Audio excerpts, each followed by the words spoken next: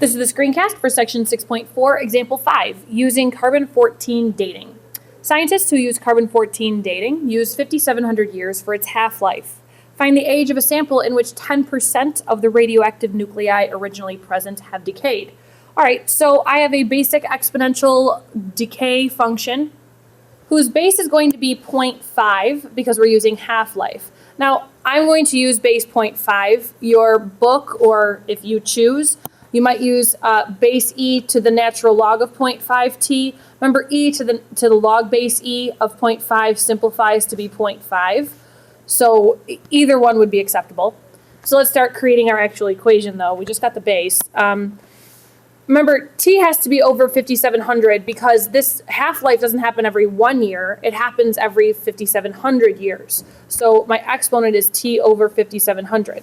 Now, the problem doesn't say what my initial value is, my y sub 0. All it says is that we want 10% of the nuclei to decay, which means if I start out with one nuclei, I want 90% of it to be left at the end. So I'm going to put in 1 for my initial value and 0.9 for my output. And now all I need to do is solve. Obviously, 1 times this exponential would just be 0.5 to the t over 5,700. Now I'm trying to solve for the exponent, so I'll use logs. So I use log base 0.5 of 0.9 equals t over 5,700. Multiply both sides by 5,700, and then use my calculator, and I get about 866.42 years. Number 25, the now try problem. Radon 222, the decay equation for radon 222 gas is known to be y equals y sub 0 e to the negative 0.18 t. So they're going to use base e in this formula. That's fine. With t in days. About how long will it take the amount of radon in a sealed sample of air to decay to 90% of its original value? All right, well, I'm gonna do the same thing I did last time. I'm gonna say let's start out with 1 radon. I don't know what they're measuring in cubic centimeters or whatever. So 1 radon, and I want 90%. I want it to decay to 90%. Ooh, be careful of that.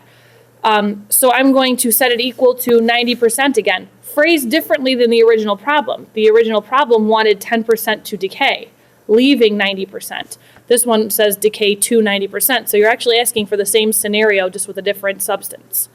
Okay, so now we've got t in our exponent.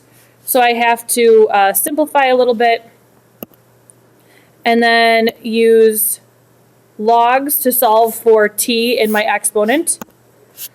So the natural log of 0.9, so I'm using log base e because the base of my exponent was e, of 0.9 equals negative 0.18t, divide both sides by negative 0.18, and I get about 0.585 days, so a little more than half of a day.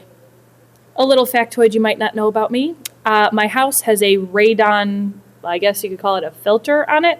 So it pumps out air from underneath my building out up into the sky because the ground is leaking radon gas below my house, and it's just barely over the threshold of what might be considered a potentially dangerous level. So I do have a radon system on my house, and you can get your house tested for that. A lot of people have radon levels above what they should be, but it's kind of questionable whether it's a big deal or not.